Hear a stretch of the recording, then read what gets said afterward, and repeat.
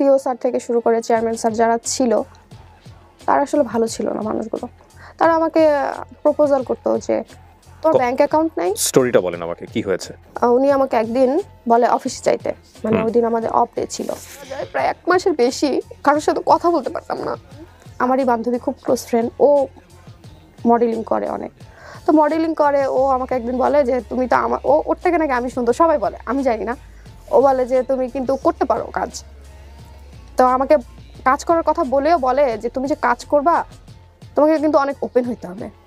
উনি আমাকে বলে যে তোমাকে আমার খুব পছন্দ হয়েছে, তুমি মিডিয়াতে কাজ না করলেও তোমার মান্থলি একটা ইনকামের ব্যবস্থা করে দিব, তুমি আমার সাথে একটা ফ্রেন্ড হও, আমার একটা ফ্রেন্ড দরকার খুব, আমার হচ্ছে অনেক লোনলি লাইফ। আমার মাঝে মাঝে ইচ্ছা করে আমি ফ্যানের সাথে ঝুলে যাই, ফ্যানের সাথে ঝুলে যাওয়াটাই বেশি ইচ্ছা করে মাঝে মাঝেই। আসসালামু আলাইকুম প্রিয় দর্শক এবং শ্রোতা, আল্লাহ সর্বাবস্থায় আপনাদের মঙ্গল করুক সেই শুভকামনা জানিয়ে শুরু করছি লাইফের আরও একটি এপিসোড। নামটা একটু বলতে হবে জি? আমার নাম তান্নি প্রিয়া পিউ। পিউয়ের বয়স কত? আমার বয়স 23 বছর। আর প্রিয় দর্শক এবং শ্রোতা, আপনারা যদি লাইফের এই অনুষ্ঠানে অংশগ্রহণ করতে চান, আপনারা জানেন যে আমাদের 3টা অনুষ্ঠান হয়, সবই লাইফ স্টোরি বেসিস। একটা হচ্ছে লাইফ, যেটা আসলে মাদার প্রোগ্রাম সব অনুষ্ঠান, আরেকটা হচ্ছে ব্র্যান্ডিং বাংলাদেশ, এবং আরেকটা হচ্ছে আপন ঠিকানা। সবগুলো অনুষ্ঠানই সোশ্যাল মিডিয়া কেন্দ্রিক, এবং এই 3টা অনুষ্ঠানই নিয়ে আসছে studio of creative arts limited. লাইফে যে কোনো ধরনের জীবন গল্পই আসতে পারে, যদি সেই গল্প থেকে বটম লাইন বা পুরো গল্পটা শোনার পরে যদি কোনো মেসেজ থাকে। ব্র্যান্ডিং বাংলাদেশে আপনারা জানেন যে সবই ইন্সপিরেশনাল স্টোরি। আপন ঠিকানায় কী হয় সেটা তো আপনারা জানেনই, হারিয়ে যাওয়া মানুষদেরকে দীর্ঘদিন পরে তাদের পরিবারে ফেরানো। তো পিউ, আমি কথা বাড়াচ্ছি না, একেবারে যেখান থেকে বলতে ইচ্ছে করে, যেভাবে বলতে ইচ্ছে করে, ইটস ইওর ফ্লোর। প্রথমত আমি ঢাকাতে জন্মগ্রহণ করি। দেন আমি যখন ক্লাস 4-এ পড়ি তখন আমাদের মানে গ্রামের বাড়িতে, আমার বাবা ওখানে আমাদের গ্রামে একটা বাড়ি করে, কারণ আমার দাদি অনেক বয়স্ক, তো তাকে তো দেখাশোনার জন্য তো একজন দরকার। গ্রামের বাড়ি কোথায় ছিল? কুষ্টিয়াতে। কুষ্টিয়াতে, ওকে। তো তখন আমরা গ্রামের বাড়িতে চলে যাই, গিয়ে ওখানে ক্লাস 5-এ অ্যাডমিট হই। 5, 6, 7 খুব ভালো ছিল। বাবা কি করতেন? বাবা গাড়ির ব্যবসা করে। গাড়ির ব্যবসা বলতে কি রেন্টে কারের ব্যবসা নাকি গাড়ি কিনে? না, রেন্টে কারের ব্যবসা। রেন্টে কার ব্যবসা করেন। মানে আমাদের গ্রামের ওই এলাকাটা হয় কি যে 12-13 বছর হলেই মেয়েদের বিয়ে হয়ে যায়, ওরকম ভাবেই আমারও বিয়ের প্রস্তাব আসতে শুরু করে। আপনি কি বড় ছিলেন আপনার পরিবারের মধ্যে? হ্যাঁ, আমি আর আমার একটা ছোট ভাই, আমার 1 বছরের ছোট, জি। মা আর বাবা। তো সেখান থেকে বাবা বললো যে না, এখন তো বিয়ে দিব না, বিয়ে দিলেও মোটামুটি ইন্টার পাস করুক তারপরে বিয়ে দিব। তো আমি স্কুলে যাইতে পারতাম না, যাদেরকে রিজেক্ট করা হয় ওরা আর কি আমাকে খুব টার্গেট করে যে কেন দিবে না বিয়ে। ছেলেটা এসে বলতো ওকে আমি খুব পছন্দ করি, ওকে বিয়ে করতে চাই, মানে বিয়ে করবো, আমার বউ, এরকম কথাও হইতো। তো আমাকে নিয়ে সবাই হাসাহাসি করতো ক্লাসের মধ্যে সবাই, মানে আমার যারা ফ্রেন্ডরা ছিল। আমি যখন স্কুলে যেতাম তখন আমাকে ফলো করতো, প্রভাবশালী ছিল। আমি ভয় পেতাম খুব, আমি ছেলেদেরকে দেখতেই পারতাম না, একদমই অসহ্য লাগতো, পছন্দ করতাম না। দেখা গেল আমার যারা বড় বোনরা ছিল ওরা কিন্তু প্রেম করতো, সবাই ফোনে কথা বলতো, আমি আমার মার সাথে চিল্লাচিল্লি করতাম যে এরা এত কথা বলে কেন, কি কথা বলে, ঠিক আছে, এরকম ছিলাম আমি। মানে এরকম অনেক দিন চলতে থাকে, ক্লাস 8-এ উঠে যাই তখন এরকমই চলতে থাকে। তো যখন দেখা গেল যে না, অতিরিক্ত হয়ে যাচ্ছে বিষয়টা, তখন মানে ওরা আবার যখন ক্লাস 8-এ উঠে আবারও বিয়ের জন্য। ওরা বলতে কি অনেকগুলো ছিল নাকি কোন একটা বিশেষ ফ্যামিলি? বা ওরা বলতে ওই ছেলের সাথে আরো কয়েকজন ছেলে ছিল, মানে থাকে না যে একটা ফ্রেন্ডের সাথে তো আরো অনেক ফ্রেন্ড থাকে। চিনতেন আপনি ওদেরকে? চিনতেন আপনি? হ্যাঁ, আমি সবাইকে চিনি। ফ্যামিলিগতভাবে ওদেরকে জানতেন? হ্যাঁ হ্যাঁ, ওদের ফ্যামিলিতে কমপ্লেইন পাঠালেই তো হতো। হ্যাঁ, ফ্যামিলিকেও কমপ্লেন পাঠানো হয়েছে, এমনকি যে চেয়ারম্যান মেম্বার থাকে গ্রামের, বোর্ড হয়, বোর্ড সালিশ যেটা বলে, ওইটাও হয়েছে। ওইটা হওয়ার পরেই ওরা বেশি আরো হয়েছে। বোর্ড সালিশ হলো কেন? কি ঘটনার কারণে হলো? এই যে আমাকে অনেক বেশি ডিস্টার্ব করতেছে, বলতেছে যে উঠাই নিয়ে যাবে, এরকমও হয় যে গাড়ি নিয়ে আসে, আমি গাড়ি দেখলে ভয় পাই, চিল্লানি দিতাম এরকম রাস্তার মধ্যে, তখন মানুষজন আসতো, তখন ওরা আবার চলে যেত। বাবা তখন কোথায়? বাবা ঢাকাতে থাকতো। আচ্ছা। বাবা যেত 2 মাস 3 মাস পর যেত। আপনাদের ওখানে অভিভাবক বলতে কে ছিল? আমার মা ছিল না ওখানে, আসলে আমার অভিভাবক বলতে কেউ ছিল না, সবাই ঢাকাতে থাকে। সালিশের সিদ্ধান্ত কি হলো? সালিশের সিদ্ধান্ত হলো যে হ্যাঁ, তোমার সাথে বিয়ে দেওয়া হবে, ও একটু বড় হোক, তো ছোট, ওর বাবা মাও দিবে, এরকম ভাবে মা বাবা দুজনই ডিসাইড করলো যে ঠিক আছে দিব, মানে এখন ওদেরকে তো থামাইতে হবে, ঠিক আছে, সেজন্য বলা হলো যে ঠিক আছে তোমাকে দেওয়া হবে, ও ইন্টারটা অন্তত পাস করুক। কিন্তু ওটা হওয়ার পরে ও আরো বেশি রেগে গেল, মনে হলো যে আজকেই তুলে নিয়ে। বয়সের ডিফারেন্স কত ছিল ছেলের সঙ্গে আপনার? 5 বছর। ও কি পড়তো তখন? আমি যখন 7 মনে হয় ইন্টার ফার্স্ট ইয়ার কি সেকেন্ড ইয়ার এরকম পড়তো, বলতো তুমিও তো ছোট, এরকম বোঝানো হয়েছিল বোর্ডে যে ও বড় হোক, তুমিও বড় হও। তারপরে ফ্যামিলি মানে মা বাবাও চাইতো যে না, ওরাও সাপোর্ট দিতে হয়তো, না হলে এত সাহস কেন, কোথায় পাবে। তারপরে এরকম হওয়ার পরে আমাকে তখন আর একা স্কুলে ছাড়তো না, আমি আমার বান্ধবীরা ছিল, মানে এলাকার যারা ছিল ওদের সাথে স্কুলে যেতাম। তারপরে কি করলো, আমার মা আমার সাথে যাওয়া আসা করতো। তো স্কুলটাও ছিল প্রায় 2 মাইল দূরে ছিল আর কি আমাদের বাসা থেকে। ও আর ওর বন্ধুরা মিলে ডিসাইড করলো যে আমাকে অ্যাসিড মারবে। বিয়ে যখন দিবেই না, আমি তখন ক্লাস 8 উঠে গেছি, অ্যাসিড মেরে আমাকে মানে শেষ করে দিবে একদম। ফ্রেন্ডরা ছিল, ওরা আমাকে বলতো, স্কুলে যখন যেতাম তখন ওরা বলতো যে পিউ তুই একটু কেয়ারফুলি রাস্তায় দিয়ে চলাফেরা করিস, ওরা কিন্তু এমনিতে ভালো না। আর আরেকটা আমাদের ওই এলাকাতে এরকম ঘটনা আরেকটা ঘটছিল এরকম, ঠিক আছে, যে মানে অ্যাসিডে এরকম ওর আরেকটা ফ্রেন্ড এরকম হয়েছে, ঠিক আছে, কিন্তু ওই অ্যাসিডটা ওর গায়ে লাগে নাই। তারপরে কি হলো, আমাকে অ্যাসিড মারার কথা আমি ফ্রেন্ডরা বলতো, আমি কেয়ার করতাম না, দূর কিসের অ্যাসিড কিসের কি। আপনি জানতেন অ্যাসিড মারার বিষয়টা কি? না, আমি এতও বুঝতাম না যে অ্যাসিড কি। কোন ক্লাসে তখন আপনি? ক্লাস 8 এ পড়তাম। ওকে, 2011-12 কাহিনী বলতেছি। তো আমি বলতাম দূর কিসের অ্যাসিড কিসের কি, এগুলা কোনো ইয়া না। পরে বলতো যে না তুই তাও আমার ক্লাসেরই ফ্রেন্ড, আমার বেস্ট ফ্রেন্ড ছিল, ওর নাম ছিল, ওর নামটা বললে সমস্যা নেই। তো বলতো যে তুই একটু কেয়ারফুলি, এমনকি ওকে পর্যন্ত মায়ের পর্যন্ত দিছে, ওর সাথে আমার অনেক মিল ছিল, মানে নোট দেয়া থেকে শুরু করে আমরা সব একসাথে করতাম। আমার একটা বান্ধবী ছিল, নাম ছিল, তারপর ওরা আমাকে বলতো। ওই দিন আমার আম্মু ছিল আমার সাথে। তো আমার আম্মু মানে কি হয়তো উনি আরো বেশি ইমোশনাল ছিল, কিছু থেকে কিছু হলে খালি কেঁদে ফেলতো। হ্যাঁ, খুবই ইমোশনাল ছিল। সেদিন হচ্ছে মানে রাস্তা দিয়ে যাচ্ছিলাম আমি আর আম্মু, আমাদের গ্রামের ভিতরে তখন আর কি রাস্তা, এখন তো রাস্তাঘাট সবকিছু পাকা হয়ে গেছে, আগে এরকম পাকাও ছিল না। আরো মানুষ ছিল, বাট ওরা বাইক থেকে যখন অ্যাসিডটা মারে তখন একটা সাইড আমার মা আমাকে ধাক্কা দিয়ে যখন ফেলে দিল, তখন অ্যাসিডটা আমার মায়ের পায়ে পড়ছিল। মানে অ্যাসিডটা যখন দেয় আমার মাও সরে গেছে, বইগুলো হাতে ছিল, আমার কাঁধে তো ব্যাগই ছিল, আমাকে ধাক্কা মারে আমি পড়ে যাওয়ার পরে কি হয়, আমার মা যেভাবে হোক পায়ে অ্যাসিডটা পড়ার পরে ওখানে অনেক মানুষজন, মানে আগুন ধরে যাওয়ার মতো অবস্থা এখানে। তারপরে আমাদের আবার ক্যানালের উপর দিয়ে যাইতে হইতো, তো ক্যানালের উপর নিচে আবার আমার মাকে সবাই মিলে ফেলে দেয় যে তুমি তো, খালের উপরে আশেপাশে তো অনেক বাড়ি থাকে, অনেক বাড়িঘর থাকে, সবাই মানে আমি চিল্লাচ্ছি তো চিল্লাবো না, তো ওরকম আমার মাও অনেক চিল্লাইতেছিল তখন, মানে অনেক বেশি ভয় পেয়ে গেছিল। তারপরে আর ওরা মনে করছে হয়তো আমার গায়ে লাগছে, কিন্তু আমার গায়ে লাগে নাই। তারপরে সবাই যখন জড়ো হয়ে যায়, অনেক মানুষ যখন চলে আসে, তারপর আমার মাকে কি করলো, ওরা সবাই মিলে খালের মধ্যে ফেলে দিল, মানে তুমি খালের মধ্যে যাও।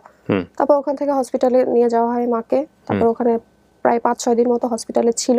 হাসপাতালে যখন মাকে নিয়ে যাওয়া হয়, তারপরে কি হলো, ওখান থেকে তো কোনো পুলিশ কোনো কিছুই না, কারণ তার গায়ে যদি অনেক বেশি ঝলসে যেত তাহলে হয়তো পুলিশ যেত বা ঘটনাটা কি হয়েছিল ওইটা হয়তো দেখতো, তখন তারা দেখে নাই। তারপরে আমরাই থানাতে যখন কেসের জন্য যাই, ওখানে আমাদের কেসটা নেয়নি তারা।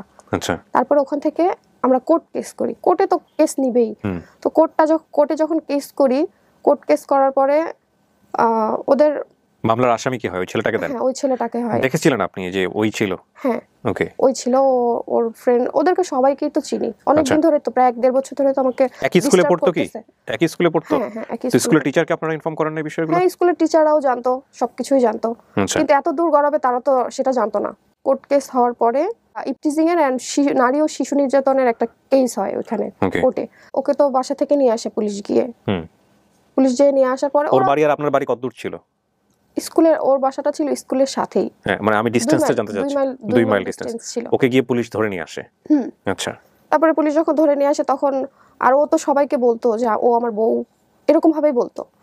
ও যখন কোর্টে ছিল, থানাতে ছিল, মানে জেলে যেটা বলে, তখনও আমার স্কুলে যখন আমি যাইতাম আমাকে নিয়ে সবাই খুব হাসাহাসি করতো। মানে ওই তখন থেকে আমার ডিপ্রেশনটা শুরু হয়। 1 মাস মতো মনে ছিল, যাই হোক, মোটামুটি জেলে। তারপরে তো যে ওর বাবা তো প্রভাবশালী, যাই হোক, নিয়ে আসে বের করে, আরো মানে তখন তুলে নিয়ে যাবে, আরো ক্রেজি হয়ে যায়। হ্যাঁ, আরো ক্রেজি হয়ে যায়, তুলেই নিয়ে যাবে। জেল তো কেটেছি, সুতরাং আর কি জীবন আর কিছুই না, যা আছে দেখে ছাড়বো। তখন এই ঝামেলা হতে হতে আমি ক্লাস 9-এ উঠে গেলাম। 9-এ উঠে যাওয়ার পরে আমার বাবা বললো যে না বাবা, তোমাকে আর আমি গ্রামে রাখতে পারবো না, যেভাবে হোক তোমার ঢাকায় নিয়ে আসবো। তখন আমার মা সহ, আমি সহ, আমার ছোট ভাই সহ আবার ঢাকাতে মানে চলে আসি। হ্যাঁ, ঢাকাতে আসার পরে আর ওরা ঢাকাতেও আসার করছে অনেক বেশি, বাট ওরা অ্যাড্রেসটা জানতো না। ক্লাস 9-এ আবার অ্যাডমিট করে দেয় বাবা। মোটামুটি সুন্দরভাবে চলছিল সবকিছু। ক্লাস 10-এ যখন উঠি তখন আমার মায়ের একটা কিডনি ফেইলিওর আসে, মানে মা অনেকদিন ধরে অসুস্থ। মায়ের একটা কিডনি ফেইলিওর আসে, একটাতে পাথর। তো ডক্টর বললো যে একটা কিডনি ফেইলিওর হলে মানুষ বাঁচে, কিছু হয় না, বাট ওনার যে আরেকটা কিডনিতে স্টোন আছে, ওইটা অপারেশন করতে হবে। বাবা না আসলে বুঝে নাই, যদি ওনাকে ইন্ডিয়ায় নিয়ে চলে যেত তাহলে হয়তো একটা কিছু ভালো হইতো, আমরা হয়তো ভালো কোনো রেজাল্ট পেতাম। তো তখন কি হলো, ও পিত্তিতেও আবার পাথর ছিল। তো আমার মার কথা হচ্ছে যে অপারেশন যখন করবই তখন দুটো একবারেই করে ফেলি। তখন ডক্টর বললো যে হ্যাঁ, কিডনিটা হচ্ছে কেটে করতে হবে, আর মানে পিত্তিটা হচ্ছে ফুটা করে যেটা বলে ওটা করে করতে হবে। হুম। আমার বাবা একদমই রাজি না, তার অপারেশন করাবে না। অপারেশন করাবে না কারণ বাবা অনেক ভয় পায়, ঠিক আছে। তো আমার মা খুব জেদ ধরলো যে না আমার অপারেশন করাতেই হবে। হুম। মানে ওনার তো অনেক অসহ্য, মানে ওনার যন্ত্রণাটা তো আমরা বুঝতেছি না, উনি অনেক অনেক অনেক দিন সাফার করছে, অনেক দিন কষ্ট করছে। হুম।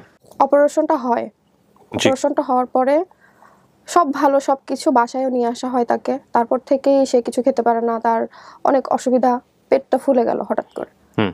ফুলে যাওয়ার পরে যেই ডাক্তার অপারেশন করে সে রেফার করলো ঢাকা মেডিকেল নিয়ে যেতে হবে। ঢাকা মেডিকেল নিয়ে যাওয়ার পর সাথে সাথে তার আইসিইউতে অ্যাডমিট করে নেয়। কিছুই বললো না, প্রায় অপারেশনের প্রায় 1 মাস পরে আমার মা মারা গেল। ও, অপারেশনের 1 মাস পরে মা মারা গেল। আপনি তখন ক্লাস 9 এ? হ্যাঁ, তখন ক্লাস 9 এ। মা মারা যাওয়ার পরে থেকে আরো বেশি মানে বাবা বলল যে ঠিক আছে বাবা, তাহলে এখন কি হবে, তোমাকে কে দেখবে, বা মানে থাকে না এখনকার বাচ্চারা কি হয় অনেক বেশি অ্যাডভান্স বা অনেক বোঝে। আমি এক গ্লাস কখনো পানি ঢেলেও কখনো আমি খাইনি। তো দেখা গেল যে আমার অনেক কষ্ট হইতো, আমাদের সংসারটা কে দেখবে তখন সেই মুহূর্তে, মা নেই। আর মাকে নিয়ে 1টা মাস অনেক কষ্ট করছি ঢাকা মেডিকেলে। মানে এমন হয়েছে বারান্দাতে শুয়ে থাকতেছে। ঢাকা মেডিকেলের অবস্থা হয়তো ভাই আপনি জানেন।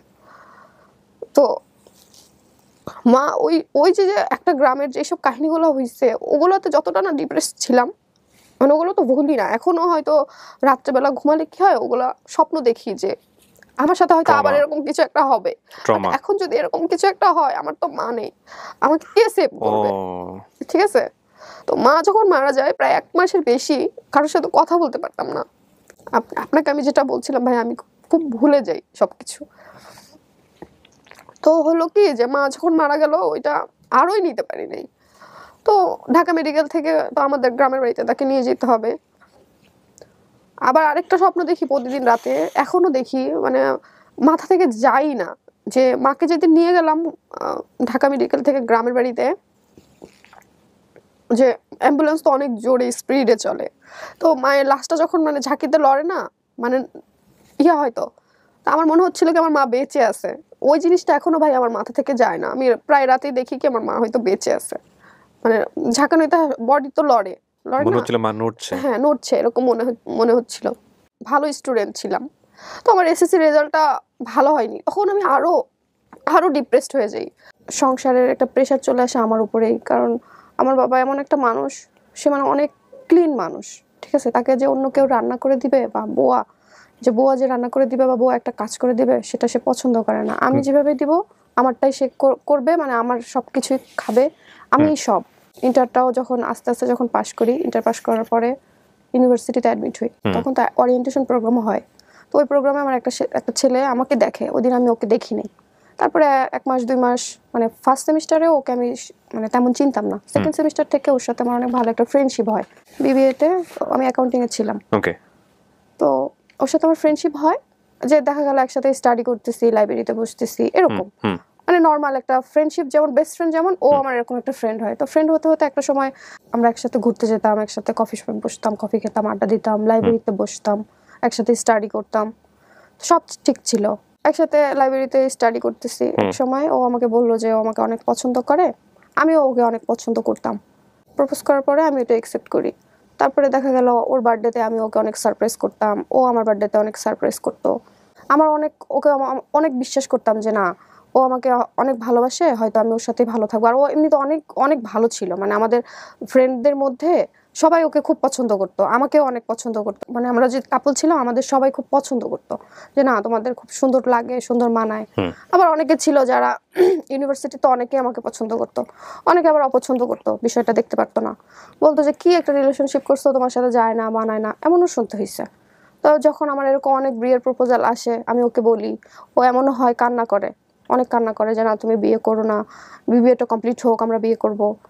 তারপরে দেখা গেল ওর যত কাজিনরা ছিল, মানে ছেলেটার যত কাজিনরা ছিল, ওরা সবাই আমাকে পছন্দ করে, ওরা আসতো, ওদের সাথে ঘুরতে যেতাম, একসাথে ঘুরতাম আমরা। তারপরে এক কাজিনের বাসায়ও গেছি, যে ওই কাজিনের হচ্ছে ছেলের বার্থডে ছিল, বার্থডেতে যখন গেছি তখন ওরা আমাকে সবাই চিনছে, মানে ওদের বাসার ওর মা থেকে শুরু করে ওর বাবা, ওর বোন, ওর ভাই, সবাই আমাকে চিনে, সবাই আমাকে পছন্দ করে। আবার আমার বাসা থেকেও আমার বাবা ওর ছবি দেখে, বাবা বলে যে ঠিক আছে সমস্যা নেই, বিয়ে কমপ্লিট করো। ও মানে আমরা তো সেম এজ ছিলাম, ঠিক আছে। তো তখন বললো যে ঠিক আছে তাহলে তোমরা বিয়ে কমপ্লিট করো, তারপরে বিয়ে করো। ওদের বাসা থেকে আমাকে এমনও হয়েছে ইনভাইট করছে, যে থাকে না যে কারোর বিয়ে হয় বা চাচাতো বোনের মামাতো বোনের বিয়ে হয়, ইনভাইট করে ওরা সবাই আমাকে। তো ইনভাইট করলেও কি করতো, কখনো না আমাকে নিত না, মানে ওর বাসায় কখনো নিত না। ও চাইতো না যে ওর মা বাবার সাথে আমার ফেস হোক। কেন চাইতো না আমি জানি না। ও একটু মানে বলতো যে আমার মাকে আমি ভয় পাই, আমি বাবাকে ভয় পাই, আমি অনেক শাই ফিল করি, আমি কিভাবে তোমাকে নিব। আমি খুব মানে থাকে না রেডি থাকতাম যে একটা গায়ে হলুদের প্রোগ্রাম, ওর বড় চাচি আমাকে, ওর যখন বড় ভাইয়ের যখন বিয়ে হয়, মানে চাচাতো ভাইয়ের যখন বিয়ে হয়, আমাকে বলছে যে বাবা আমি তোমার জন্য গাড়ি পাঠাইতেছি, তুমি চলে আসো। মানে আমার মা নাই দেখে উনি আমাকে খুবই ভালোবাসতো, খুবই আদর করতো। তো গাড়ি পাঠাচ্ছে, তুমি চলে আসো। এখন আমার কথা হচ্ছে যে আমার যার সাথে রিলেশন, সে যদি আমাকে না বলে তাহলে তো আমি তার বাড়িতে যাইতে পারি না, পারি। মানে ওর ফ্যামিলি সার্কেলে আপনি খুবই মোটামুটি পরিচিত ছিলেন। হ্যাঁ খুবই, মানে ওরা আপনাকে স্পেশাল ডেতে ইনভাইট করতো। হ্যাঁ প্রত্যেকটা স্পেশাল ডেতে ওরা আমাকে ইনভাইট করতো। এমনকি ওর বড় চাচি আম্মা পর্যন্ত আমাকে গাড়ি পর্যন্ত পাঠাইতে চায়, যে বাবা তোমার জন্য গাড়ি পাঠাইতেছি, তুমি চলে আসো। এমনকি ওর যত কাজিনদের যে জামাইরা ছিল, মানে দুলাভাই যারা ছিল, তারাও আমার সাথে অনেক মজা করতো। সবার সাথে ফেসবুকে অ্যাডও ছিলাম। তো ও আমাকে ফেস করতো না কখনো, মানে ফ্যামিলির কাছে। তো আমার খুব মন খারাপ হতো, আমি রেডি থাকতাম। ফেস করতো না বলতে আপনি কি বোঝাচ্ছেন? পরিচয় তো হয়ে গেল সবার সঙ্গে, আপনার আবার ফেস করার কি আছে? পরিচয় তো আমার সাথে ছিলই, মানে ওইটা থাকে না যে একটা কাজিনের সাথে ফেসবুকে কিভাবে একজনের সাথে পরিচয় হলে তো আরেকজনের সাথে হয়ে যায়। তো থাকে না, ওর মায়ের সাথে আমার কখনো সামনাসামনি দেখা হয়নি। নিয়ে যায়নি? না, ও নিয়ে যায়নি। আপনি আপনার বাবার সামনে ওকে নিয়ে গিয়েছিলেন? না, কিন্তু আমার বাবা জানতো, ওর বিষয়টা সবই জানতো। আমি ওর ছবি বললাম তো, আমার বাবা রাজি ছিল। বাবার এখন আমার বাবা তো মেয়ের বাবা, উনি তো আর যেচে তো আর সম্পর্ক করতে যাবে না। তো যখন আমি বিবিএটা কমপ্লিট করি, আপনি বলছিলেন যে গায়ে হলুদের প্রোগ্রাম বা রেডি থাকতেন, ও কি করতো? আচ্ছা, আমি গায়ে হলুদের প্রোগ্রাম, আমি ওকে ফোন দিয়ে বলছি যে আমার তো বড় চাচি আমার ফোন করতেছে, আমি কিন্তু রেডি, তুমি বললে আমি রেডি হয়ে যাব। ও বলতেছে আমি তো, ও সেদিন ওর বাড়িতে ছিল না, বলতেছে আমি তো নিজেই তো আমার বাড়িতে এখন আসি নাই, কি পরিস্থিতিতে আসছে আমার বাড়ির কি অবস্থা কি না কি আমি তো নিজেই জানি না, তুমি কেন যাবা, তোমার যাইতে হবে না। তো ওই দিন আমার অনেক মন খারাপ হয় যে সবাই এত করে বলতেছে, আমাকে ও না করলো। তারপর আবার আমাকে যখন ফোন করে আমি বললাম ও তো আমাকে না করছে, আমি কিভাবে যাই। পরে আর শেষ ওইটা। তারপরে যখন বিবিএটা যখন আমি কমপ্লিট করলাম, তখন আমার বিয়ের জন্য খুব মানে একজন আর্মির অফিসার পর্যন্ত আমার বিয়ের করছে। তো বাবা বললো যে না বাবা তুমি দেখো, ওকে বলে দেখো, যদি বিয়েটা করে যদি হয় তাহলে ওর বাসা থেকে বিয়ের প্রস্তাব দিতে বলো, এভাবে আর তোমাকে আমি রাখতে পারবো না, কারণ বিবিএ কমপ্লিট করে ফেলছি। এখন আমার বাবা আমার জন্য বিয়ে করতে পারতেছে না, 8টা বছর হয়ে গেছে আমার বাবা আমার জন্য বিয়ে করে নাই, শুধুমাত্র কি যে তোমার বিয়ে আগে হোক তারপর আমি বিয়ে করব।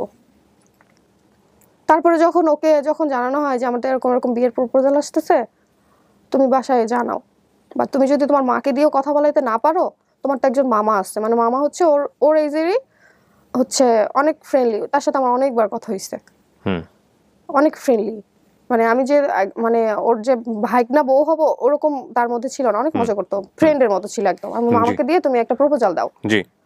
ও তখন বলে যে আচ্ছা ঠিক আছে আমি তোমাকে পরে জানাইতেছি। এর মধ্যে বাবার সাথে আমার একটা ঝামেলা হয়। ঝামেলাটা হয় আমি যখন, ভাইয়া এখানে একটু পজ করে আমি ঝামেলাটা কেন হয় এটা বলি। বিবিএটা যখন আমি কমপ্লিট করব তার আগে কিন্তু আমাদের 3 মাসের একটা ইন্টার্নশিপ থাকে। তখন আমি যখন ইন্টার্নশিপটা আমি পাচ্ছিলাম না কিছুতেই, মানে যেখানে যাচ্ছিলাম সেখান থেকে হচ্ছিল না, যে আমাদের এখন লাগবে না বা আমাদের আছে বা আমরা এখন ইন্টার্নশিপ নিব না, এরকম। ব্যাংকে ইন্টার্নশিপ করার খুব ইচ্ছা ছিল, তো পাচ্ছিলাম না। তখন একটা কোম্পানিতে ইন্টার্নশিপ হয় আমার, ইন্টার্নশিপটা আমি সুন্দরভাবে করি, করার পরে হয় ওখানে আমার জবও হয়ে যায় ইন্টার্নশিপটা করার সময়। তো জব হওয়ার পরে হয় কি ভাইয়া, ওখানে যেই সিও স্যার থেকে শুরু করে চেয়ারম্যান স্যার যারা ছিল তারা আসলে ভালো ছিল না মানুষগুলো। তারা আমাকে প্রপোজাল করতো যে তোর ব্যাংক অ্যাকাউন্ট নাই। স্টোরিটা বলেন আমাকে, কি হয়েছে? এটাই আপনার ফার্স্ট জব? হ্যাঁ, ইন্টার্নশিপ করলে তো অনেক কোম্পানি থেকে তো রেখে দেয়, আমাকে রেখে দেওয়া হয়। সিও স্যার হ্যাঁ সিও স্যার, ম্যানেজার স্যার। তো সিও স্যার আমাকে হচ্ছে ফোন করার পরে আমাকে বলে যে পিউ তুমি এদিন আসো, এরকম আসো। ওনার কথাবার্তা আমার কেন জানি, আমি তো বুঝি, ভালো লাগতো না। তা আমি অ্যাভয়েড করতাম খুব। সিও স্যারের সাথে কেন এত কথা বলবো, কাজ রিলেটেড কথা হবে, শুধু কাজ রিলেটেডই কথা বলবো। উনি আমাকে একদিন বলে অফিসে যাইতে, মানে ওই দিন আমাদের অফ ডে ছিল, অফ ডেতে অফিসে যাইতে বলে। আমি অফ ডেতে কেন অফিসে যাব। তো আমার বাবাও মানে এমন একটা পার্সন, উনি হচ্ছে আমি অফিসে যাইতাম, উনি কিন্তু আমাকে অফিসে নামাই দিয়ে আসতো, আবার অফিস ছুটি হলে আবার নিয়ে আসতো। বাবা তো জেরা করতেছে যে তুমি অফ ডেতে কেন অফিসে যাবা। তো স্যার আমাকে বলতেছে তুমি অফিসে আসো, তুমি হচ্ছে 10টার মধ্যে আসবা, তোমাকে 1টার মধ্যে ছেড়ে দিব। কিন্তু অ্যাকাউন্টসের লোকজনের কিন্তু অনেক প্রয়োজন হয় অফিসে। না ওই দিন আমার কোনোই কাজ ছিল না। কোনো কাজ ছিল না। ওকে। আমাকে বলতেছে তুমি 10টার মধ্যে আসো, তোমার সাথে আমার একটু পার্সোনাল কথা আছে, একটু দরকার আছে, হচ্ছে 1টার মধ্যে ছেড়ে দিব। এটা আবার কেমন? আমি তো 9টা থেকে 6টা পর্যন্ত ডিউটি করি। তো আমাকে 10টা বাজে যাইতে বলতেছে, 1টার মধ্যে আমাকে ছেড়ে দিবে। আমার ওই দিন এমনিই আমি ডিপ্রেসড, অলওয়েজ আমি ভাইয়া ডিপ্রেসড থাকি। আমার একটু থেকে একটু কিছু হলে আমি খুবই খুঁতখুঁতি মানুষ, যে অনেক বেশি চিন্তা করি।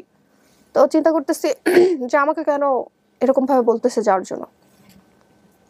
দেন আমি আর ওই দিন অফিসে যাই না। না যাওয়ার পরে উনি দেখলাম আমাকে ব্লক করে দিছে হোয়াটসঅ্যাপ থেকে। মানে হোয়াটসঅ্যাপে আমাদের যে ছিল, কিন্তু ওনার সাথে উনি, তারপর আমাদের যে ম্যানেজার স্যার ছিল উনি, তারপর আরও কয়েকজন ছিল, তো সবার সাথে হোয়াটসঅ্যাপে কথা হতো। মানে একটা গ্রুপ ছাড়াও, অফিসিয়াল তো একটা গ্রুপ থাকে, ওই গ্রুপ ছাড়াও কথা হতো। উনি আমাকে ব্লক করে দিছে হঠাৎ করে। তো আমি ফোন দিলাম, স্যার আপনি আমাকে কেন ব্লক করে দিচ্ছেন? পরে বললো যে তোমার একটা ব্যাঙ্ক অ্যাকাউন্ট নাই, ভাবলাম তোমাকে একটা ব্যাঙ্ক অ্যাকাউন্ট করে দিব। তোমার হচ্ছে, তোমাকে তো আমি জমিদার বানাই দিতে চাই, তুমি তো আমার কথা শোনো না। তুমি আমার কথা শোনো, দেখো আমি তোমাকে জমিদার বানাই দিই, তোমার ফ্ল্যাট কিনে দিতেছি, তোমাকে গাড়ি কিনে দিতেছি। ওই দিনের পর থেকে আমি আর একদিনও ওই অফিসে যাইনি, একদিনও যাইনি। তার আগে আপনি বুঝতেন যে আসলে ইন্টেনশনটা ভালো না, হ্যাঁ, যে কোনো ভাবেই হোক আচার আচরণে। ওই দিন আমি একেবারেই সারপ্রাইজড হয়েছি যে আমাকে ওই টাইমটার, মানে টাইমটার জন্য, এই টাইম আমাকে মেনশন করে দিতেছে, তুমি এই টাইমে আসবা, তোমাকে এই টাইমে ছেড়ে দিব। তখন আমার আরো বেশি ইয়া লাগতেছে যে রাইট রাইট রাইট, যে আমাকে কেন এই টাইমটাতে উনি আমাকে অফিসে ডাকতেছে। আর অফিসটা এমন একটা অফিস, হ্যাঁ সবাই কাজ করতেছে ঠিক আছে, কিন্তু উপরে ওনার বাসা ছিল। এই জন্য আমি একটু অফিসের উপরেই বাসা। আচ্ছা, এই জন্য আমি একটু ভয় পেয়ে আর ওই দিন অফিসে যাই নাই। তারপরে যখন দেখলাম উনি আমাকে ব্লক করে দিল, তারপরে আমি আবার যখন ওনাকে কল ব্যাক করলাম, ব্যাক করার পর যখন আস্ক করলাম, উনি আমাকে এইগুলো বলতেছে যে তোমাকে তো আমি চাইছিলাম একটা ব্যাংক অ্যাকাউন্ট করে দিব, তুমি তো আমার কথা শুনতেছো না, তোমাকে তো আমি জমিদার বানাই দিতে চাই, তোমার গাড়ি লাগলে আমি দিতেছি, তোমার ফ্ল্যাট লাগলে আমি দিতেছি। তো আমি বললাম যে স্যার আপনি আমাকে যে টাইপের মেয়ে ভাবতেছেন, হয়তো আমাদের বাংলাদেশে আছে অনেকেই এরকম, কিন্তু আপনি আমাকে যেরকম ভাবে ভাবতেছেন আমি কিন্তু এরকম না, আমার দরকার নাই এরকম জবের। আমাকে একদিন আমার ম্যানেজার স্যার ফোন দেয়, ফোন দেওয়ার পরে বলতেছে কি ব্যাপার পিউ, তুমি অফিসে আসতেছো না? আমি কিন্তু কোনো রেজিস্ট্রেশনও দেই নাই, কিছুই দেই নাই, হুট করে আমি অফিসে যাওয়া বাদ দিয়ে দিছি। তো ম্যানেজার স্যার ফোন করে বলে তোমাকে আমি এত পছন্দ করি, এত কিছু করি। উনি আমাকে এমনিতে অনেক হেল্প করতো, কাজে হেল্প করতো, কিন্তু ওনার ইন্টেনশনটাও আমি বুঝতাম যে এত কেন হেল্প করবে, আরো এমপ্লয়ি তো আছে, ওদেরকে হেল্প করতেছে না, আমাকেই কেন এত হেল্প করতেছে। তো আমাকে উনি বলে যে তোমাকে তো আমি অনেক পছন্দ করতাম, তোমার কি হলো না হলো, কে কি বললো না বললো, আমাকে তো তুমি বলতে পারতা আন্দাজি। মানে উনি হয়তো ভাবছে হয়তো কিছু একটা হইতে পারে এখানে, সামথিং ইজ রং, উনি হয়তো ভাবছে। ভাবার পরে আমাকে ফোন দিয়ে বলতেছে প্রায় 4-5 দিন পরে অফিসে যাওয়া হুট করে, কারণ আমি একদিনও অফিস মিস দেই না। তো হঠাৎ করে মিস দিতেছি বা কোনো প্রবলেম হলে তো তাকে অন্তত জানাবো যে আমার এই প্রবলেমের জন্য আমি অফিসে আসতেছি না। দেন হচ্ছে এরকম অবস্থা হওয়ার পরে উনি আমাকে বলে যে তোমাকে আমি এত পছন্দ করতাম, তুমি আমাকে জানাইতে পারতাম। আপনাকে আমি কি জানাবো? আবার ম্যানেজার এটা বলতেছে? হ্যাঁ, আপনাকে আমি কি জানাবো, আপনি কি জানতে চান? পরে বলে তোমার কি সিও স্যারের সাথে কোনো ঝামেলা হয়েছে? না, আমার কেন ঝামেলা হবে? কয় তাহলে অফিসে আসতেছো না? মানে হয়তো এরকম হয়তো আরো কাহিনী কোনো মেয়ের সাথে হয়তো হয়েছে, হয়তো সে জানতো, বা হুট করে অফিসে আসা, কোনো কিছু না দিয়ে, কোনো কিছু না নোটিস না করেই। আমি বলতেছি না, আমার কারোর সাথে কিছু হয় নাই, আমার হচ্ছে ফ্যামিলি প্রবলেম, আমি জবটা করতে পারবো না, তাই আমি অফিসে আসতেছি না, আপনি আমাকে আর কখনো ফোন করেন না। তারপরেও আমাকে অসংখ্যবার সে ফোন করছে, অসংখ্যবার ডিস্টার্ব করছে। এই সিও সাহেব নাকি ম্যানেজার সাহেব? ম্যানেজার সিও তো আমাকে ব্লক করেই দিল সাথে সাথে, হোয়াটসঅ্যাপ থেকে করার পরে আমি যখন কথা শেষ করলাম উনি আমাকে ফোন থেকেও ব্লক করে দিল। মানে আমি তো ওনার প্রপোজালে রাজি না।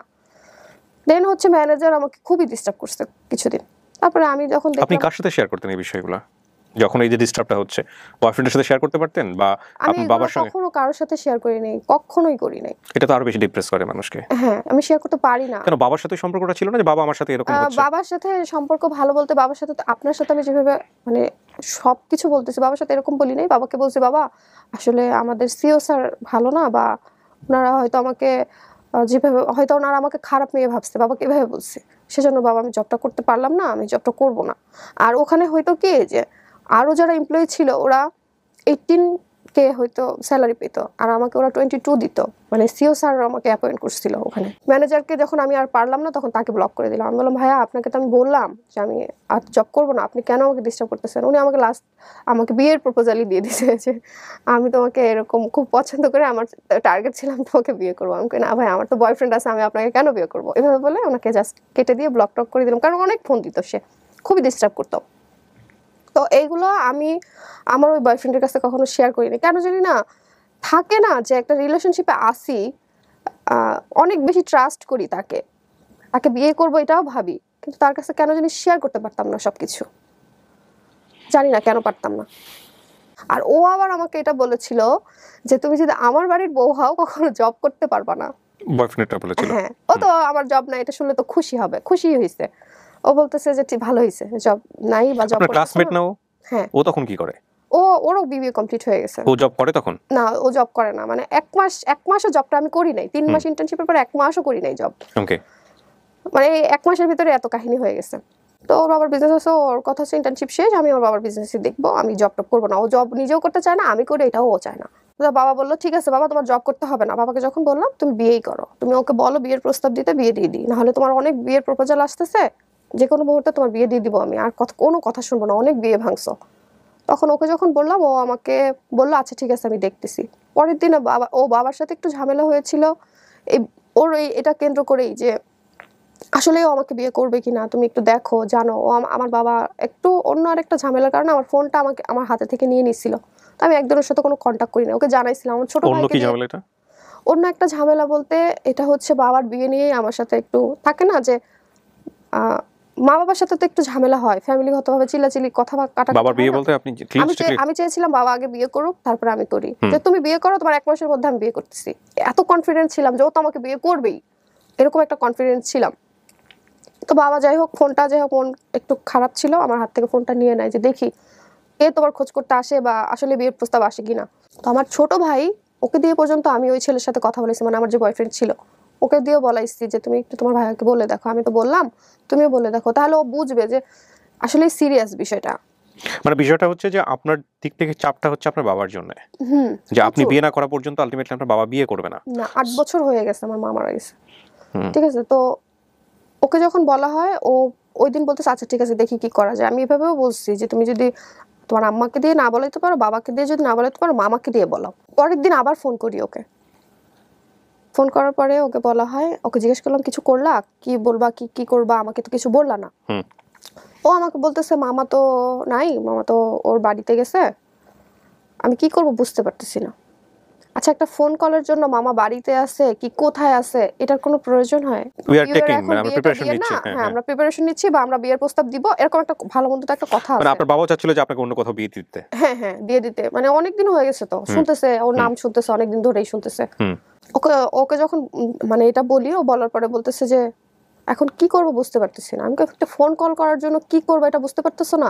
ফোনেই তো করবা, বাবার কাছে জাস্ট ফোন করবা, ফোন করে জাস্ট এই কথাগুলো বলবা, কি বলতে হবে সেটাও আমি শিখাই দিছি তাকে, সেটাও সে করে নাই। পরে 1 মাস 2 মাস হয়ে যায়, তার কোনো খোঁজ নাই, হুট করে সে গায়েব। আমিও আমার সব জায়গা থেকে ওকে ব্লক করে দিছি, যেটা সত্যি কথা, যে না আমি এত যাকে ট্রাস্ট করি, বাবার কাছে তো এখানে আমার মুখ থাকলো না, আমি কি বলবো তাকে। তো এটা নিয়ে আমি আবার ডিপ্রেশনে চলে যাই। ওই যে ব্লক করে দিছি, সবকিছু থেকে বাদ দিয়ে দিছি, দেওয়ার পরে 1 মাস কি 1.5 মাস পরে আমার আরেক কাজিনের কাছে নক করে। আমি তো ওর সাথে আর কন্ট্যাক্ট করতে চাচ্ছি না, ও আমার সাথে হয়তো কন্ট্যাক্ট করার ট্রাই করছিল, বাট আমি করি নাই। তারপরে আমার কাজিনের কাছে নক করে যে পিওর কি সত্যি বিয়ে ঠিক হয়ে গেছে কিনা, বা কার সাথে বিয়ে ঠিক হয়েছে, ওই ছেলেটাকে ও দেখতে চায়। তাহলে ভাইয়া এটা কি হইলো, এটা বলেন?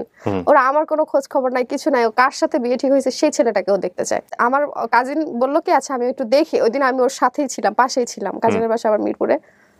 তো আসছি আপুর বাসায়, ওরকম নক দিছি, দেওয়ার পরে এখন যাই হোক ফোনে কথা বলতেছে ওরা দুইজন।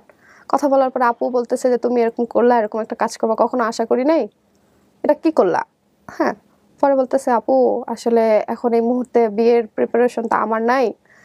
তাহলে এতদিন রিলেশনশিপে কেন ছিল? আপু বলতেছে তাহলে এতদিন রিলেশনশিপে কেন ছিল? বলে না আপু আমি ওকে ভালোবাসি ঠিকই, আমি বিয়েও করতাম, বাট এই মুহূর্তে না। ওকে, বিয়ে না করার জন্য কোনো এক্সকিউজ কি ছিল ওর জায়গা থেকে, প্রপার কোনো এক্সকিউজ? ওই যে যে আমি বাবা এই মাকে কারণে বিয়ে বলতে পারবে না, এই মুহূর্তে বলতে পারবে না, কিভাবে বলবে সেটাও কিন্তু আমি ওকে শিখিয়ে দিয়েছি, তারপরে ও বলতে পারিনি। তারপরে আপু আমাকে বললো অনেকক্ষণ কথা বলার ওর ফ্যামিলির অন্যান্য মেম্বারদেরকে তো আপনি চিনতেন, তাদের মাধ্যমে তো ওদের ফ্যামিলিকে বলা যেত যে আমাদের এরকম একটা সমস্যা আছে, বিয়ে করলে তাড়াতাড়ি করে ফেলতে হবে। আমি আসলে ওই মুহূর্তে আমি ওর থেকেই জাস্ট জানতে চাইছিলাম, যা জানবো আমি তো সংসার করবো ওর সাথেই, আমার সারা জীবনের ব্যাপার, আমি ওর থেকেই শুনতে চাই, আমি আর আদার্স ফ্যামিলির কারোর থেকে কিছু শুনতে চাই না, কারণ তাদের সাথে তো আমি সংসার করবো না, আমি তাদের সাথে থাকবো না। ঠিক আছে, ওকে তখন স্ট্রং হইতে আমি চাইছিলাম যে ও স্ট্রং কিনা, ও আমাকে কতটুকু চায়, আমি ওইটা জাস্ট বোঝার জন্য আমি এরকম বলছিলাম। তারপরে আমার কাজিনের সাথে যখন ওর অনেকক্ষণ কথা, আমার কাজিন বলতেছে যে না ও এমনি তোমার অন্য সব বিষয় নিয়ে খুব ইন্টারেস্টেড, বাট তোমার বিষয়ে ও ইন্টারেস্টেড না, ও তোমাকে যে বিয়ে করবে এটা আমি বুঝলাম না ওর কথা থেকে। ঠিক আছে, তারপরে আমার আরেকটা আন্টি আছে, আমার ফুপ্পি, ওর কাছে নক দিয়ে বলে আমি নাকি ওর সাথে চিট করছি, মানে ওটা ওর সেলফ স্যাটিসফ্যাকশন। ও তো এখন থাকে না যে বড় হবে, কেন বলে আমি জানি না, আসলে জানি না। আমার মাঝে মাঝে খুব জানতে ইচ্ছা করে, ফোন দিয়ে একটু জিজ্ঞেস করি যে কি চিট করছি আমি তো তোমাকে বিয়েই করতে চাইছি।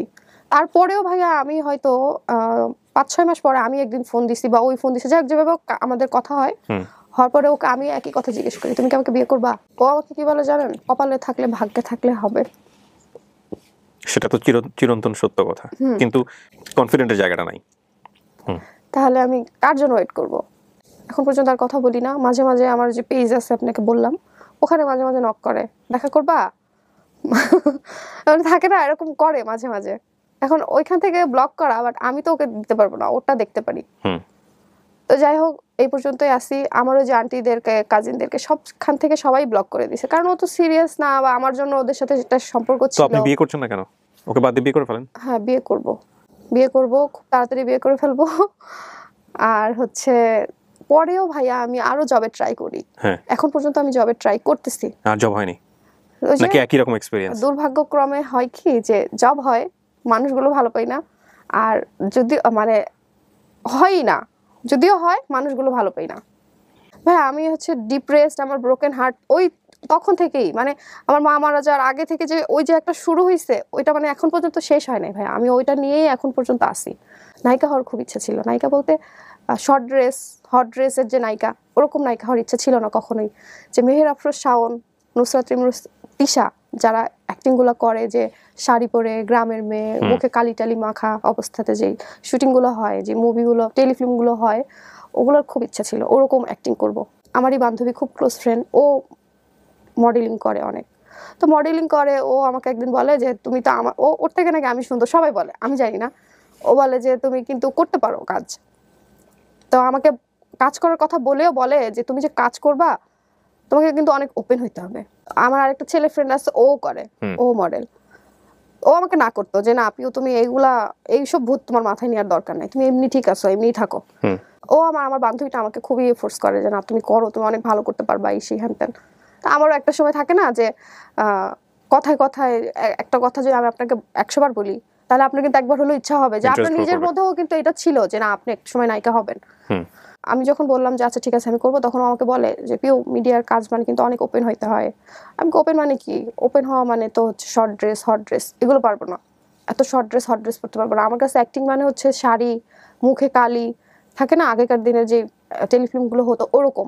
কে দিবে তোমাকে ওরকম কাজ? ওরকম কাজ না, তোমাকে আগে মডেলিংয়ে যাইতে হইলে আগে তোমাকে শর্ট ড্রেস, হট ড্রেস পরতে হবে, নাহলে নায়িকা হতে পারবা না।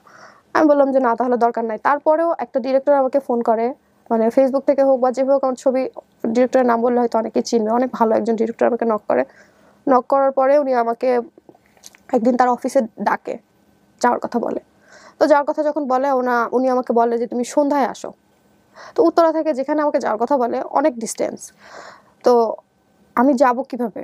যাই হোক, বাবা তো কখনোই সাপোর্ট করবে না, এই বিষয়টা অন্তত সাপোর্ট করবে না। তো বাবাকে বলার সাহসও পাচ্ছি না যে কথাগুলো বাবাকে বলবো। তারপরে এটা বলি নাই কখনো, এখন পর্যন্ত হয়তো এই শোটা দেখার মাধ্যমে হয়তো বাবা জানবে যে আমার নায়িকা হওয়ার ইচ্ছা ছিল। তার আগে এইটা আমি আসলেই শেয়ার করিনি কখনো তার কাছে। তখন আমি আমার ওই যে ছেলে ফ্রেন্ড, ওকেও জানাই। তো আমার বান্ধবীটা তো অনেক খুশি যে ঠিক আছে চলো যাই, আমি যাব তোমার সাথে।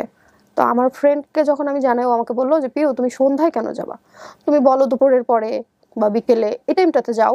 সন্ধ্যায় তুমি কখনো কোথাও যাও না। আর এত দূর, তুমি উত্তরা থেকে এত দূরে যাবা, আবার উত্তরা ব্যাক করবা, তুমি রাত 2টা-3টা বেজে যাবে, তুমি বাসায় ঢুকতে পারবে না। ওই দিন আর আমি যাইনি। তো যাই হোক, ডিরেক্টরের সাথে আমার ফেসবুকে মেসেঞ্জার অনেকদিন কথাবার্তা হওয়ার পরে দেখলাম যে না, উনি আমাকে আসলেই হট ড্রেস, তারপরে শর্ট ড্রেস, এই টাইপের কি টাইপের ড্রেস পরতে হবে ওইসব ছবি পর্যন্ত উনি আমাকে পাঠায়, এই টাইপের মডেলিং করতে হবে। পরে দেখলাম না, আমার পক্ষে এগুলো আসলেই পসিবল না। তারপরে একটা পর্যায়ে উনিই আমার ফ্রেন্ড হইতে চায়। উনি আমাকে বলে যে তোমাকে আমার খুব পছন্দ হয়েছে, তুমি মিডিয়াতে কাজ না করলেও তোমার মান্থলি একটা ইনকামের ব্যবস্থা করে দিব, তুমি আমার সাথে একটা ফ্রেন্ড হও। আমার একটা ফ্রেন্ড দরকার খুব, আমার হচ্ছে অনেক লোনলি লাইফ, এই সেই হাবি জাবি। দেখেন ভাই, মানে আমার কথা হচ্ছে ভাই, আমি জানি না, আমার লাগতাই মনে হয় এরকম। আপনি যেখানেই যাচ্ছেন সেখানেই সামহাউ আমি হয়তো একটা ভালো মানুষ বা একটা ভালো কাজ করব, এরকম সুযোগটা আমি আসলেই পাচ্ছি না। আমি বিবিএ কমপ্লিট করেছি, শেষ হয়েছে আমার 2020-এ।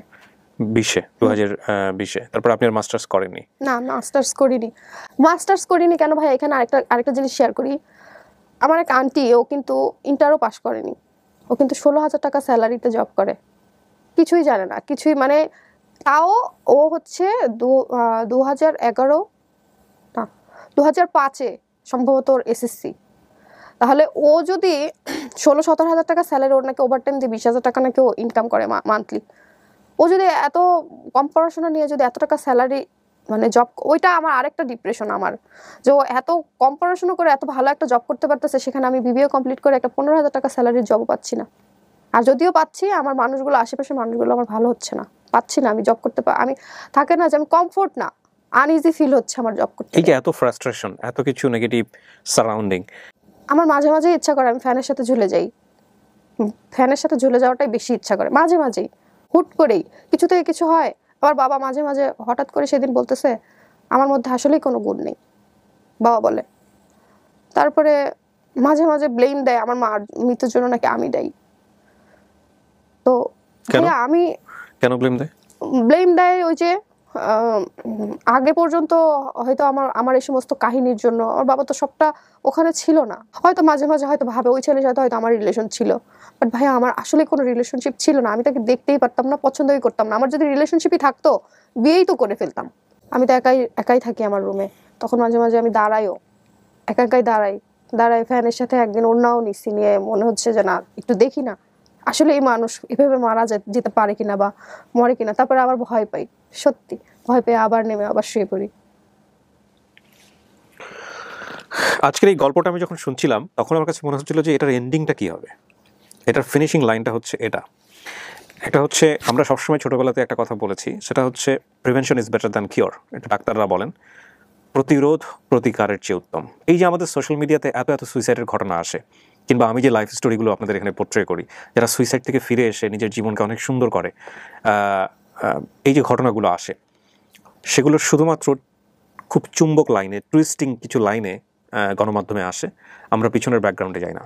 আল্লাহ মাফ করুক, আজকে এই যে পিউ যে গল্পটা বললো, ধরেন পিউ যদি কোনো কারণে এরকম একটা ঘটনার শিকার হয়ে যেত, পিউকে নিয়ে যদি সোশ্যাল মিডিয়া থেকে কোনো কিছু বলতো বা কিছু হতো, হয়তো বা এরকম একটা লাইন আসতো যে প্রেমের বিশ্বাসঘাতকতায় বা প্রেম করে বিয়ে না করাতে তরুণীর আত্মহত্যা। ওটা চুম্বক লাইন, এবং ওটা ভিতরে ঢোকার পরে হয়তো বিস্তারিত জানাও যেত না, 2 থেকে 3 মিনিটের একটা ভিডিও, তারপরে দেখা গেল গণহারে গালিগালাজ, হ্যাঁ, ভিডিওর নিচে সমানে গালিগালাজ, হয়তো ঘটনার ভিতরে যাওয়া হতো না। কিন্তু ওর গল্পটা আপনি দেখেন, ক্লাস 6-7 থেকে শুরু, সামাজিক বাস্তবতা, পারিবারিক বাস্তবতা, মাকে হারানো, এবং তারপর ইউনিভার্সিটি লাইফ পর্যন্ত যেখানে যেভাবে ও গেছে, ব্যক্তিগত লাইফ থেকে শুরু করে পারিবারিক লাইফ, সেখানেও একটা টেনশন, আমার বিয়ে না হলে বাবার বিয়ে হচ্ছে না। আমরা আসলে যেরকম একটা সমাজে বসবাস করছি, সামহাও আমাদের লাইফস্টাইল বলেন বা সমস্ত কিছু বলেন, আমাদের ফ্রাস্ট্রেটেড হওয়ার মতো, আমাদের আসলে সুইসাইড করার মতো অসংখ্য উপসর্গ রয়েছে এই সমাজে, পারিবারিক অবয়বে।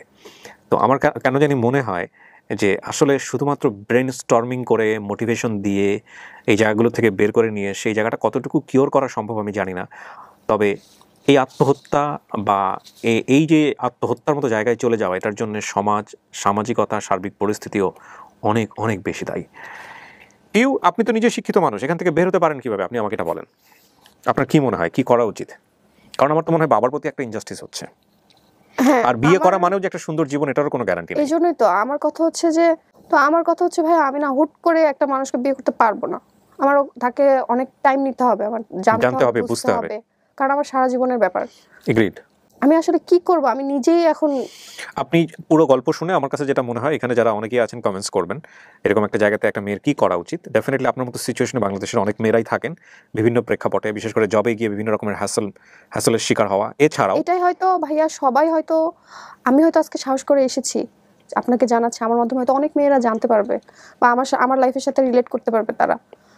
তো আমি বলবো যে ওই আপুগুলা যারা এরকম আমার মতো হচ্ছে বা এরকম মানে মুখোমুখি হচ্ছে এই প্রবলেমগুলোর, তাদেরকে একটাই রিকোয়েস্ট করবো, আপু এই জিনিসগুলো থেকে বের হয়ে আসেন, এরকম জব করার দরকার নেই। এছাড়াও সবচাইতে বড় যে জিনিসটা দরকার, সেটা আমি মনে করি যে প্রত্যেকটা, আমরা যে ধরনের ক্যাপিটালিস্টিক সোসাইটিতে বর্তমানে বসবাস করি, সেখানে ছেলে হোক মেয়ে হোক নির্বিশেষে সবার নিজের বৈধ অর্থ রোজগারের পন্থা অবশ্যই থাকা উচিত। নইলে একটা মানুষ, বলতে চেয়েছিলাম, রাইট, একটা মানুষ কখনোই সিদ্ধান্ত নিতে পারবে না, না। রাইট? আপনি যদি নিজে থেকে নিজের সিদ্ধান্ত নিতে চান এবং সেই সিদ্ধান্ত নেওয়ার জন্য আপনার অর্থের প্রয়োজন, অর্থ দরকার মানে হচ্ছে আপনার আয়ের প্রয়োজন। এখন আয় মানেই আমাদের একটা বেসিক কনসেপশন সবার মাথার মধ্যে আছে, একটা চাকরি। আয় মানেই হচ্ছে কোনো একটা প্রতিষ্ঠানে যাবেন, গিয়ে চাকরি করতে হবে। এই জায়গাটাকেও একটু ব্রডার জায়গা থেকে দেখতে হবে। হ্যাঁ, আপনি যদি নেগেটিভভাবে চিন্তা করতে চান, এত এত নেগেটিভ উপসর্গ আমাদের চারপাশে যে আপনার চিন্তা করার এলিমেন্টের অভাব হবে না। একটু আগে আপনি চিন্তা করলেন এসএসসি পাস করে একটা মানুষ 15,000-16,000 টাকা বেতন পায়, সেখানে আমি 15-16,000 টাকা বিবিএ কমপ্লিট করে একটা জব পাইতে গেলে আমাকে এই ধরনের হেসেল পোহাতে হচ্ছে, হুইচ ইজ অ্যাবসলিউটলি ট্রু। আবার কিছু মানুষ আছে একাডেমিক্যালি লেখাপড়া না করেও লাখ লাখ টাকা মাস ইনকাম করে। তো আপনি এইভাবে এক্সাম্পল দিলে কিন্তু অনেক বেশি পিছিয়ে যাবেন। তার চেয়ে বরং আমি আপনাকে বলবো চেষ্টাটা কখনোই গিভ আপ করা যাবে না। এটা খুব কমন একটা কথা, এটা আপনি জানেন। তারপরেও আমি বলছি, পৃথিবীর সব মানুষই ভালো মানুষ না, পৃথিবীর সব মানুষই খারাপ মানুষ না। সুতরাং আপনার চেষ্টা অব্যাহত রাখতে হবে, কারণ পৃথিবীতে অসংখ্য মেয়ে আছেন যারা নিজেদের যোগ্যতায়, নিজেদের কাজ দিয়ে নিজেকে প্রমাণ করেছেন, এবং তারা হয়তো আপনার মতো পরিস্থিতি ফেস করেছেন অথবা করেননি, অথবা একেবারেই ডিফারেন্ট একটা সিচুয়েশন ফেস করেছেন। বাট প্রত্যেকের লাইফই কোনো না কোনোভাবে স্ট্রাগল ছিল, ডেফিনেটলি ছিল। সেটা হয়তো ডিফারেন্ট ডিফারেন্ট ওয়েতে ছিল, একটা ছেলের জীবনও থাকে। আপনার ফার্স্ট এবং ফরমোস্ট ডিউটি হচ্ছে রাইট নাও এটা। তারপরে আপনি আপনার পারিবারিকভাবে সিদ্ধান্ত নেন, বাবার সাথে বসে সিদ্ধান্ত নেন যে বিয়েটা আপনি কীভাবে করবেন। আর আপনার বাবা অবশ্যই বেস্ট একজন বাবার ব্যাপারে কোনো সন্দেহ নাই। এই কারণে সন্দেহ নাই যে আপনার বাবা সে চিন্তা করেছে যে আমি একটা মানুষকে বিয়ে করে নিয়ে আসবো এখানে, তারপরে আমার সন্তানরা যাতে কোনোভাবেই একটা প্রবলেমের মধ্যে না পড়ে, মনোজাগতিক টানাপোড়েনের মধ্যে না পড়ে, সেই জায়গাটা সে সেভ করতে চায় বলেই এত বড় স্যাক্রিফাইসটা সে করেছে। তো আমার মনে হয় সেই জায়গাটাকেও আপনাদের অনেক বেশি রেসপেক্ট করা উচিত, স্যালুট করা উচিত। আরেকটা কথা বলতে আমি ভুলে গেছি, সেটা হচ্ছে ওই যে ছেলেটা জেল থেকে ফিরে আসলো, জেল থেকে ফিরে এসে কি করেছিল জানেন? আমি তখন তো স্টুডিওতে পিকচার তোলা হইতো, মানে স্কুলের ছবি দিতে হলে তো স্টুডিওতে তুলতে হইতো। ও আমার এতটুকু নিয়ে পর্যন্ত ভাইরাল করে দিয়েছিল। তো আপনি পুলিশের অ্যাকশন নেননি কোনো পরবর্তীতে? হ্যাঁ, ওই যে বললাম, পুলিশের কাছে গেলে তো আমরা কোনো হেল্প পেতাম না। হ্যাঁ, আপনি এখন যদি এই ইস্যু নিয়ে, যদি প্রথম কথা হচ্ছে এটা যদি কেউ করে থাকে, আমি কেউ দিয়ে উদাহরণ দিচ্ছি, কেউ যদি এটা কারোর সাথে ব্যক্তিগত সম্পর্ক স্থাপন করেও থাকে, সেই ব্যক্তিগত সম্পর্কের কোনো কিছু পাবলিকলি আনলে বাংলাদেশে এটা সাইবার ক্রাইম, ভয়ঙ্কর রকমভাবে ক্রাইম, বেইল ছাড়া ক্রাইম। আমি যতদূর জানি যে এই ধরনের ক্রাইমে কোনো জামিন হয় না, আমি যতটুকু জানি, এবং এটার বিরুদ্ধে বাংলাদেশ সরকার খুব সোচ্চার। মাঝখানে আমরা দেখবো যে সাইবার ক্রাইম এটা হওয়ার আগ পর্যন্ত এগুলো খুব বেশি হতো, একটা মেয়েকে হেনস্থা করা, এখনো যে টুকটাক হয় না তা কিন্তু না, কিন্তু এগুলো হলে এগুলোর খুব মারাত্মক অ্যাকশন আছে, সঙ্গে সঙ্গে পুলিশ অ্যাকশন নিয়ে ফেলে। আগে কিন্তু এত ছিল না, আগে এত ছিল না, এবং এগুলো খুব ভিগোরাসলি হতো। আমরা সেলিব্রিটি থেকে শুরু করে বিভিন্ন ইয়ে দেখেছি। এখন এমন হয়েছে যে পুলিশ স্বপ্রণোদিতভাবে এই জিনিসগুলোকে দমন করার জন্য চেষ্টা করে। সো এটা যদি কেউ করে, এটা যদি ধরেন ব্যক্তিগত জীবনে তাদের মধ্যে সম্পর্ক ছিল, একটা হচ্ছে সম্পর্ক না থাকা, ইচ্ছা করে হেনস্থা করার জন্য করেছে এটা একটা। আরেকটা হচ্ছে যে সম্পর্ক ছিল, থাকা অবস্থায় কেউ একজন স্টেপ নিয়েছে এই কাজটা করার, মানে হেনস্থা করার জন্য। সে ছেলেও হতে পারে, মেয়েও হতে পারে। সম্পর্ক থাকার অবস্থাও কেউ এটা করতে পারবে না। যদি করে তাহলে এটা বাংলাদেশ না, আইন অনুযায়ী এটা সাইবার ক্রাইম, এবং এটার জন্য ভয়ঙ্কর রকমভাবে এটা একটা অপরাধ আছে, ভয়ঙ্কর রকমভাবে শাস্তি। সো সাইবার ক্রাইম নিয়ে যারা পড়াশোনা করেননি তারা একটু গুগলে সার্চ করে দেখেন যে বাংলাদেশের সাইবার ক্রাইম আইন কতটা শক্তিশালী, এবং এটা ভুলেও চিন্তা করবেন না। নিজের জীবনটাকে যদি শেষ করতে ইচ্ছা না হয়, শুধু নিজের জীবন না, মানে আপনারা যারা এরকম ইন্টেনশন নিয়ে রাখেন যে কোনো একটা মেয়ের বিশেষ ছবি বা তার সাথে হয়তো ছলে বলে কৌশলে কখনো এই ধরনের কাজ করে এটা পাবলিশ করে দিয়ে আপনি আপনার নিজের জীবনটা শেষ করে দিবেন, এরকম একটা চিন্তা ভাবনা, শুধু নিজের জীবনটা শেষ হবে না, শেষ হবে আপনার বাপ মায়ের জীবন, শেষ হবে আপনার সাথে জড়িত যারা ফ্রেন্ড সার্কেল তাদের। এই কারণে বলছি, কারণ আপনার মান সম্মান গেলে কিন্তু তাদেরও মান সম্মান যাবে। সুতরাং এই ধরনের কাজ দয়া করে একেবারেই করবেন না, তো করবেন না, চিন্তাও মাথায় আনবেন না। হ্যাঁ, so thank you so much, আপনি অনেক ভালো থাকেন, শুভকামনা থাকছে আপনার জন্য। আর নেভার গিভ আপ, ওকে, কখনো গিভ আপ করবেন না। শেষ করছি আজকের লাইভ, এবং আমি প্রথমেই বলে নিয়েছিলাম যে লাইভ মানে হচ্ছে এনি কাইন্ড অফ স্টোরি যেটার বিভিন্ন রকমের অ্যাঙ্গেল আছে, একটা চিন্তার জন্ম দিতে পারে এই ধরনের গল্প। তো সেই জায়গাটা থেকে আজকের এই গল্পটার এন্ডিং লাইন নাই, ফিনিশিং লাইন নাই, বাট চিন্তার অনেকগুলো জায়গা আছে, এটাই আমি বলবো। অনেক ধন্যবাদ, আজকের মতো এই পর্যন্তই, আবারও দেখা হবে। আসসালামু আলাইকুম।